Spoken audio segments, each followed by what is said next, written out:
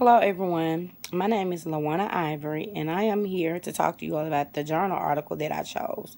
The name of the journal article that I chose was Learning Through Play, Portraits, Photoshops, and Visual Literacy Practices. And the journal had two authors. The authors were Michelle A. Honeyfield and Karen Board.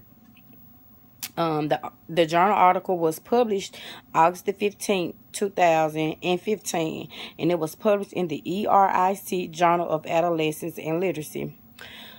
After reading this journal article, what I learned about this article was that it focused on the different types of plays of children. The article was just saying like how when you get in public schools, how teachers they don't realize the importance of play. They think that when children are playing that they're not learning. They really honestly don't think that children learn through play. So what this article did, it was a study that was done on an after school program, and in that classroom, the teacher did not acknowledge play.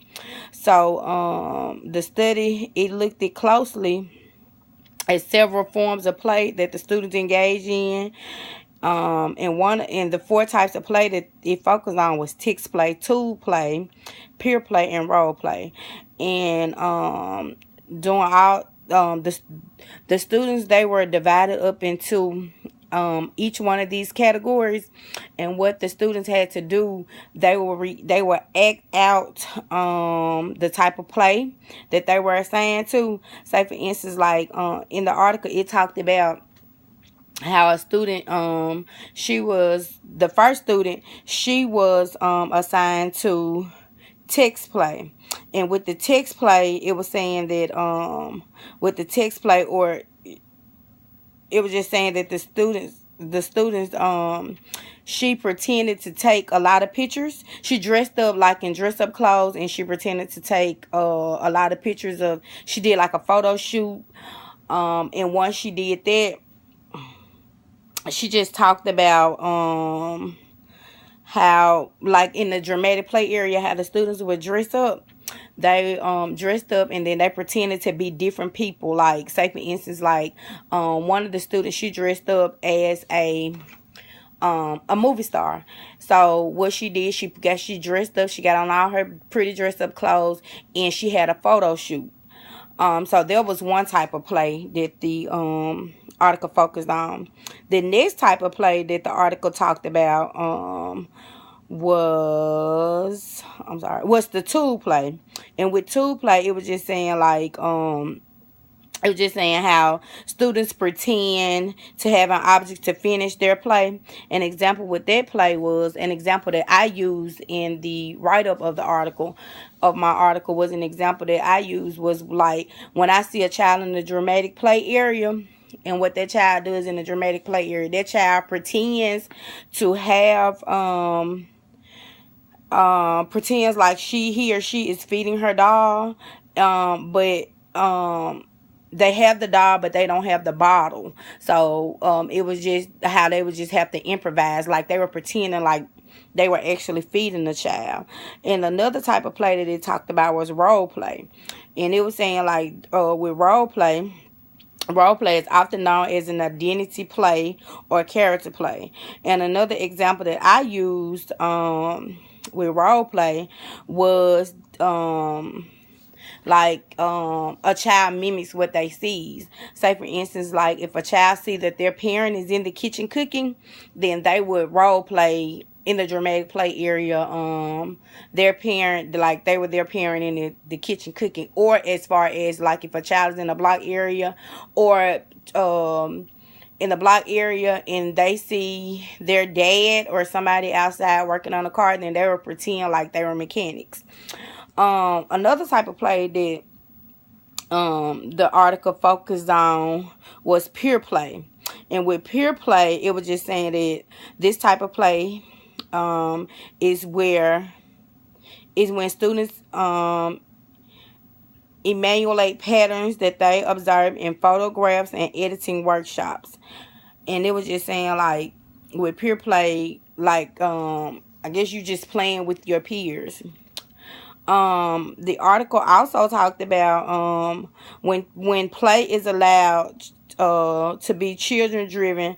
Children practices decision making skills, move at their own pace, discover their own area of interest, and ultimately engage fully in passions that they will pursue.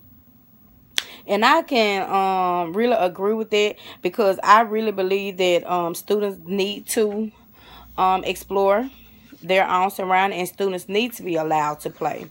The article also suggested that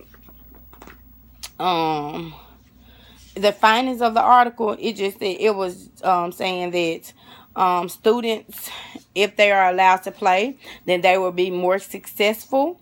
So, and I also agree with it. How would I enhance? How will I enhance or implement these practices? I will enhance these learning skills, because I can enhance. I can implement play into my daily learning activities. I can teach the teachers the importance of play. I can share this article with the teachers to let them know how important it is for students to play. And I plan to use this information to show the for importance of teaching play in all areas. Like I said again, most teachers just don't understand the importance of play. They just feel like students are just playing just to be playing. They don't understand that students are out, they're learning through play. And it also talked about how play allows children to use their creativity while developing their own imagination, physical, cognitive, and emotional strength.